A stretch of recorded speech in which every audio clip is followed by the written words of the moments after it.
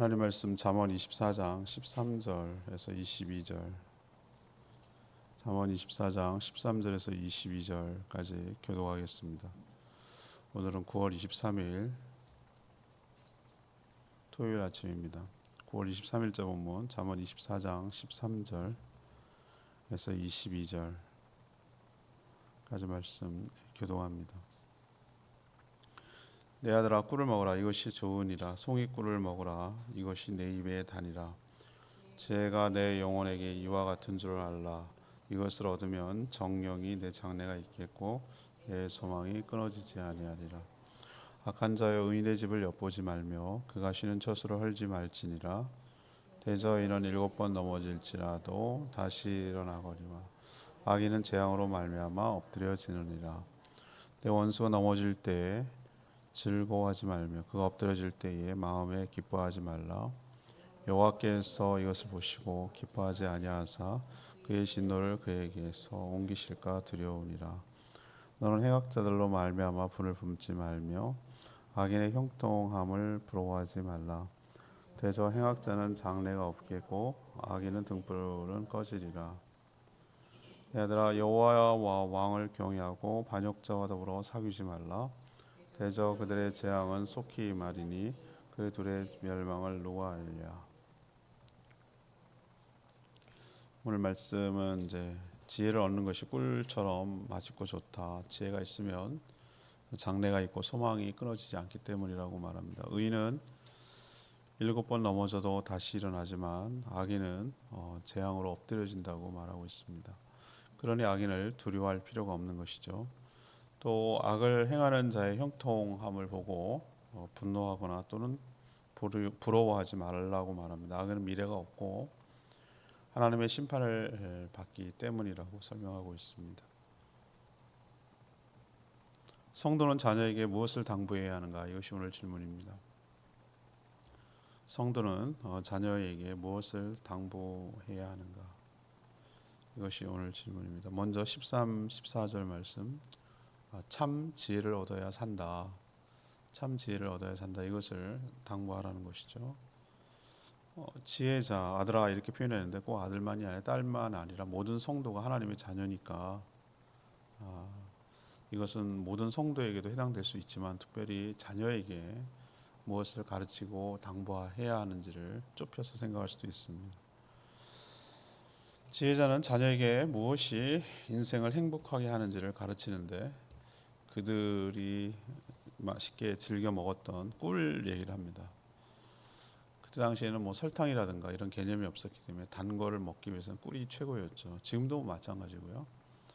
꿀, 그것도 송이꿀. 난 송이꿀이 뭔지를 모르겠어요. 그 아마 벌집채, 통째로 먹는 걸 송이꿀이라고 하지 않을까 뭐 이런 생각을 추측합니다만 아무튼 풍성하고 풍부한 다량의 뭐 이런 의미로 송이꿀로 해석이 되는데 꿀, 그것도 송이꿀을 먹으라고 당부합니다. 그것이 좋기 때문인데 당연히 좋겠죠.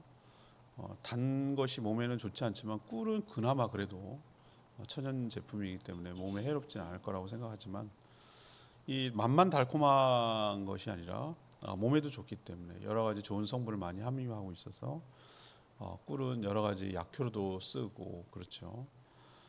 꿀은 몸에 좋지만 꿀처럼 인생을 풍요롭게 하는 것 그리고 좋게 하는 것이 지혜라고 빗대서 설명하기 위해서 꿀을 얘기를 하는 거죠. 그만큼 뭐하다? 그냥 꿀도 아니고 송이꿀처럼 지혜가 있을 때 그렇게 너에게 맛도 있고 유익하고 좋다, 몸에 좋다 뭐 이런 얘기를 하기 위해서 이 송이꿀 얘기를 한 것 같아요. 우리는 좀 이해가 안 되지만 당시 문화로 보면은 이것이 아주 적절한 비유인 것이죠. 우리가 생각할 때 지혜는 많이 배워서 알고 말을 잘하고 처신을 잘하는 것 이런 것을 우리는 참 제 지혜 있네 이렇게 생각하기 쉽지만 그것만은 의미하지 않아요. 세상을 다스리는 하나님의 지혜, 이 통치가 진정한 지혜라고 할 수가 있는 것이죠. 지혜가 왜 좋습니까? 지혜가 왜 좋냐라고 하면은 오늘 표현하기를 이렇게 왜 그렇게 그러면 지혜를 송이꿀처럼 먹고 취하고 그것을 가지고 이렇게 해야 되느냐? 그 이유가 지혜가 장래가 있게 하고 또 소망이 끊어지지 않게 하기 때문이다라고 오늘 설명하고 있어요. 장래가 있다는 건 뭡니까? 쟤는 장래가 촉망해, 장래가 밝아, 우리 이렇게 얘기하잖아요. 미래. 그의 앞날이 있다는 얘기는 쟤는 캄캄해 이렇게 말하잖아요. 그거는 희망이 없다 그 얘기거든요. 그러니까 이건 소망이 끊어지지 않고 희망이 있다. 이게 약속이거든요.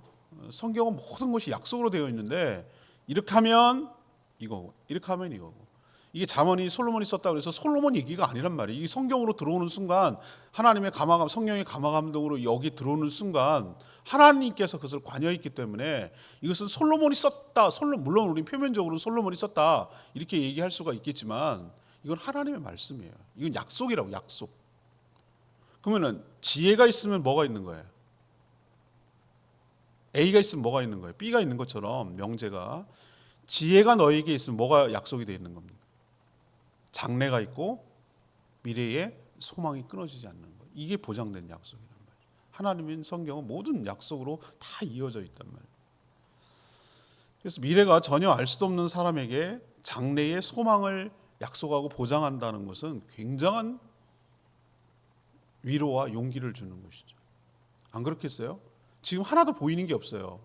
가소성이라고 그러죠. 뭐든지 될 수는 있겠지만 줄기세포처럼 어린아이들 보면은 얘는 이렇게 어른들이 얘는 싹시 노래, 얘는 떡잎부터 알아봤다, 얘는 안 된다 이렇게 말은 안 하지만 그렇게 있는 애가 있어요. 대바라지고 도대체 얘는 뭐가 되려고 이러나 이런 생각이 들 때가 있죠. 근데 어떤 애를 딱 보면은 이야 요번놈 봐라 이런 생각이 들 때가 있잖아요. 제주말로 요망지네 뭐 이런 표현을 쓸 때가 있잖아요. 아주 단단하고 야무지고 아주 알차고 그래 속차고 이런 아이들이 있잖아요. 그런 아이들 보면은 물론 어떻게 될지 그것도 장담 못하지만 야얘 보통 내기 나중에 뭐가 돼도 되겠는데 라는 어떤 그 희망 섞인 얘기를 하잖아요. 그게 다 맞습니까? 안 맞죠. 그런데 하나님의 약속은 분명한 거예요. 분명한 거라고요. 미래가 있고 큰 용기를 주는 것이죠. 근데 아까 말했지만 성경 전체에 흐르지만 잠언은 특히 이 지혜와 지식을 뭐라고 치환을 시켜 바꿔도 되냐면 예수 그리스도, 곧 다시 말해서 말씀이 지혜와 지식인 줄로 믿습니다. 그러니까 장래가 있고 그러니까 소망이 있는 거예요. 단순히 무슨 알의 문제가, knowledge의 개념, 그러니까 무슨 인지의 개념이 아니란 말이에요. 이 지혜와 지식의 개념이. 그것이 인격체이신 예수 그리스도라고 딱 바꿔버리는 순간 이 말이 하나도 틀림이 없고 이 말이 왜 그런가에 대해서 확 이해가 되기 시작해요. 당연하죠. 예수 그리스도를 내 마음에 모시는 사람이 소망이 있고 미래에 희망이 있는 건 당연하잖아요. 그러면은 이거 자녀만 해당되냐? 아니죠. 성도는 하나님의 자녀거든요. 아들아라고 말하면 하나님 입장에서 우리는 전부 다 자녀들이라고 표현할 수 있는 거죠. 우리들에게 하는 말이기도 해요. 성도, 모든 성도에게. 그래서 그러면 성도에게 미래와 소망이 있는 건 뭐예요? 이게 어떤 게 미래의 소망입니까? 지금도 뭐 누리고 있지만 미래에 부활하는 것, 그리고 영생을 누리는 것, 그다음에 주님과 함께 영원히 천국에서 왕노릇하고 살아가는 것. 이게 미래가 있는 것이고 소망이 있는 것이죠. 그러니 늘 자녀들에게 이 참 지혜가 말씀이자 곧 예수 그리스도라고 가르쳐야 되는 거예요. 이것을 모시는 자가 장래가 있고 소망이 있다고 늘 가르쳐야 되는 거예요. 예수님을 믿어야 너의 앞날이 희망이 있고 소망이 있다는 것을 가르치는 것이 바로 부모의 태도이고 현명한 자인 줄로 믿습니다. 자, 두 번째 부모가 자녀에게 가르쳐야 당부해야 되는 건 뭐냐? 15절에서 18절까지의 말씀인데요. 넘어져도 일으켜 주신다. 이것을 가르쳐 줘야 돼요. 인생을 살다 보면 항상 주변에 좋은 사람만 있는 것 아니에요. 정말 악한 사람도 많다라는 것을 깨달아요. 정말 상상을 초월해요. 어떻게 사람이 저 정도까지 악할 수 있는가라는 깜짝하면 놀랄 때도 있어요. 사람이 악하기 진짜 악해요. 독하기도 하고 악하기도 하고. 물론 대부분 좋은 사람들도 많이. 여러분 참 고맙게 생각해야 돼요. 여러분 주변에 그런 험한 사람 안 만나는 거 여러분 감사하게 생각해야 돼요. 지독한 사람한테 걸려서 떼내지도 못하면요, 이거 정말 인생 힘듭니다. 힘들어. 다른 사람이 아니라 자신이 악한 자로부터 악행을 당해보면 막 분노가 치밀죠. 어떻게 내 인생에 이럴 수가 있는가. 그리고 막 뭔가 보복해야 직성이 풀릴 것 같고 그렇거든요. 인생 삶이란 게 그래요. 남 할 때는 그냥 덤덤해요. 뭐 나만 아니면 되고 그냥 남 얘기하는 것처럼 뉴스에 나오는 거는 어쩜 세상이 저럴 수가 있어. 어떻게 지금 그냥 뒷발차기를 해가지고 기절시켜 저럴 수가 있어. 뭐 여러 가지 막 이렇게 하는데 막상 내나 가족들이 당하면 이건 얘기가 달라져요. 나 그 심정 이해가 돼요. 서현동 거기 분당에서 막 차로 치이고 말이지 막 칼부림하고 아니 그렇게 되리라고 상상이나 하고 그날 나갔겠어요 사람들이? 기가 막히죠. 기가 막혀. 진짜 그렇게 해서 아내를 잃어버리는 거 할아버지 보니까 기가 막히더만 얘기 들어보니까 좀 어이가 없는 거죠. 어이가 없는 거예요. 막 그러니까 뭐 막 뭔가 막 집어 던지고 보복하려고 그러잖아요. 사람 심리가.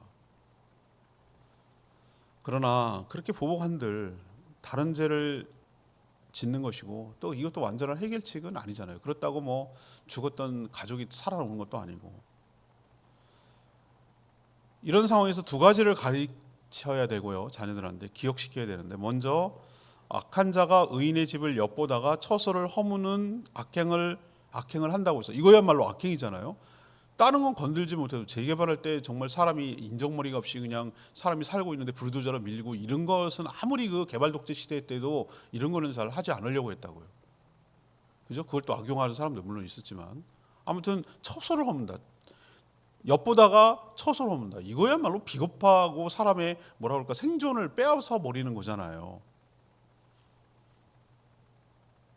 근데 그렇게 한다고 해서 의인이 망하느냐? 그렇게 처소까지 망가져 버리는 의인이 그러면은 악인한테 지는 것이냐? 그게 아니라는 거예요. 그렇게 안 된다는 거예요. 보복하지 말고 복수하지 말라는 이유를 설명하면서 그러는 거예요. 그렇게 억울한 일을 당할지라도 오늘 레마의 말씀 내가 한 것 같긴 한데요. 이건 잠언에서 굉장히 유명한 말씀이거든요. 16절 많은 사람들이 많이 인용하고 이렇게 품고 이렇게 붙들고 살아가는 암송 말씀 구절이에요. 16절 뭐 합니까? 대저 의인은 이 말 좋아하시잖아요. 저기 베델 가면 살 수 있는 게 이거잖아요. 7번 넘어질지라도 다시 일어나려니와 악인은 재앙으로 말미암아 어떻게 한다고요? 엎드려지느니라. 그러니까 뭐 하지 마라? 보복하거나 복수하거나 원한에 차거나 네가 그렇게 하지 마라. 그런다고 안 죽는다. 그런다고 안 쓰러진다. 쓰러질 리가 아니다. 하나님께서 7번 넘어질자도 7번 완전 숫자예요. 7번 넘어질자도 7번 다 하나님께서 이렇게 세워주신다. 악인이 잘 될 리가 없다. 하나님 가만 안 둔다. 그러니 뭐하라고? 낙망하거나 실망하거나 분노하거나 원한에 차거나 인생을 그렇게 네가 소진시키지 마라. 인생을 그렇게 살지 마라. 너 때문에 하는 얘기야. 이 얘기예요. 하나님께서. 물론 제일 좋은 건 이런 험하고 억울한 일 안 당하면 제일 좋죠. 근데 당할지라도 너무 거기에 매몰돼서 인생을 소진하지 말라고요. 하나님께 맡겨라. 네가 그런다고 망할 악인이 그렇게 너한테 했다고 해서 망할 너가 아니다. 하나님이 다시 이렇게 세워주신다. 그리고 악인 가만 안 둔다. 하나님께서 반드시 뭐한다? 엎드러지게 한다. 이렇게 세워지고 엎드려지고 이건 반대 개념이잖아요. 또 두 번째 기억해야 될 게 있어요. 원수가 불행을 당할 때 거꾸로예요.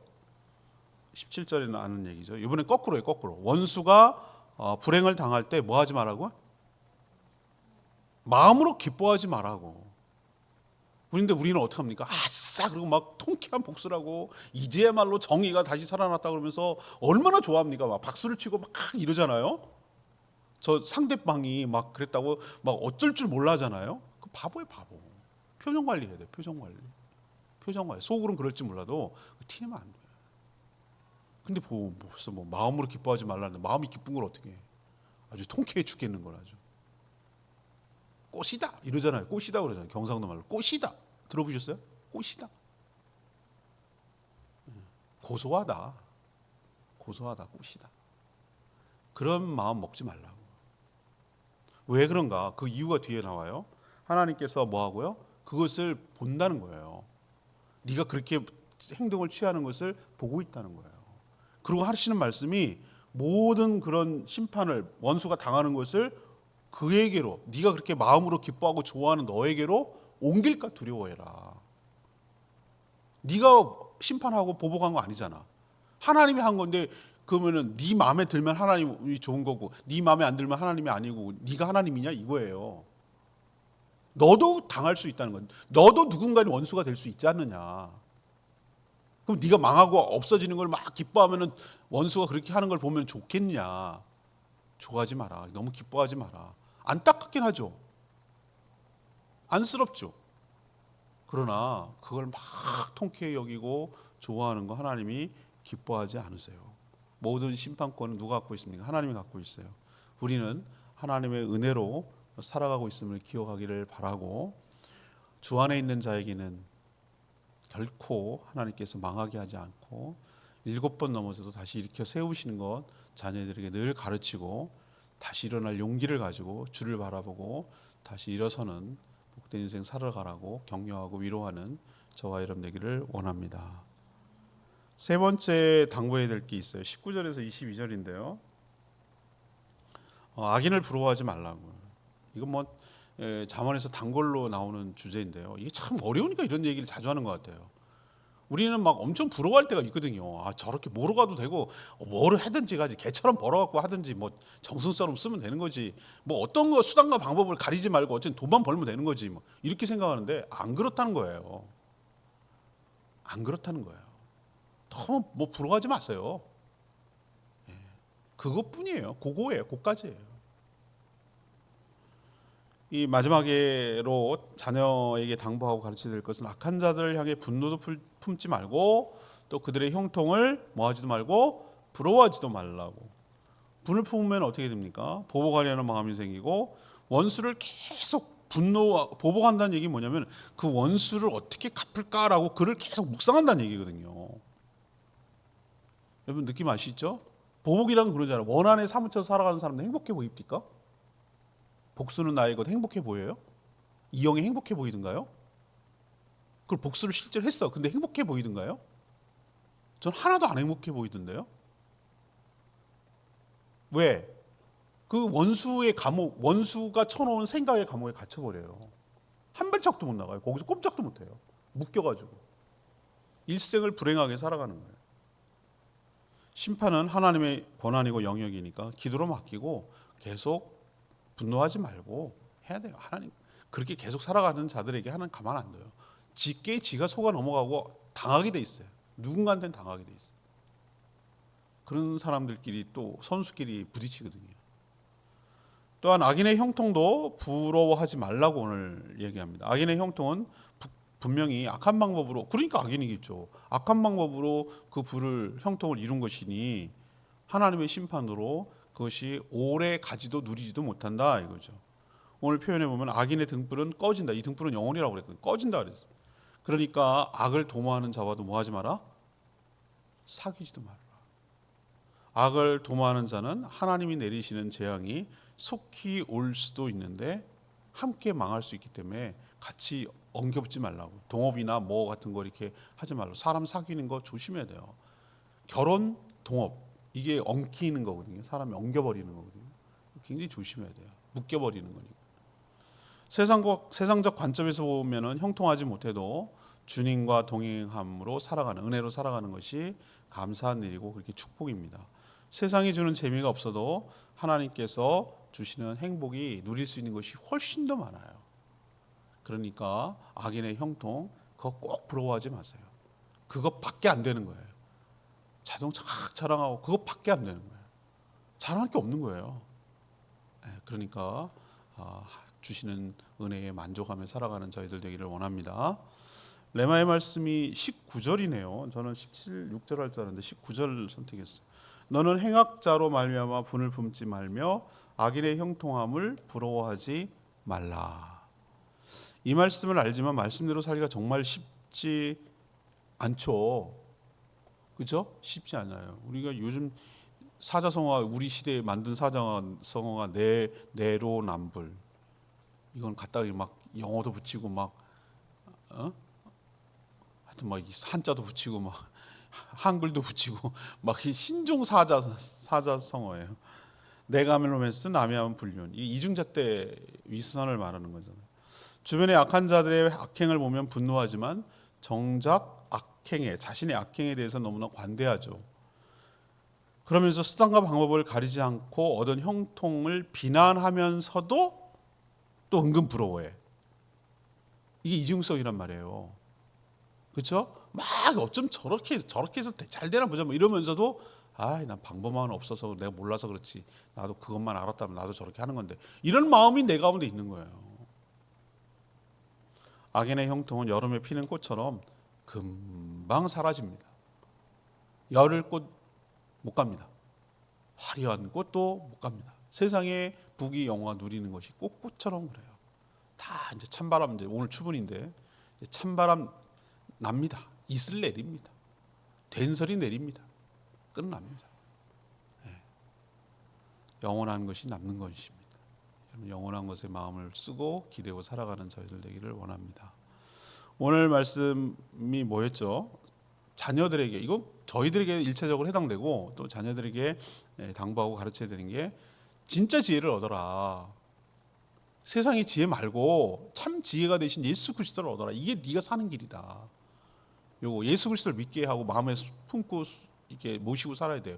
이러면 얘기 확 달라져. 인생이 달라져. 딴 사람, 딴 피조물이 되기 때문에. 두 번째, 너무 부러워하고 그러지 마라. 의인은 넘어져도 뭐 한다고요? 7번 이렇게 세워주신다. 악인은 하나님께서 엎드려지게 하신다. 형통 부러워하지 마라. 악인의 형통 부러워하지 마라. 하나님께 심판하신다. 이거 계속 당부해야지 인생을 잘 살지. 이거 잘 모르면 똑같은 사람 됩니다. 똑같이 살아가야 돼. 오늘 말씀 붙들고 474장 찬양지 474장 그리고 기도하는 시간 갖겠습니다.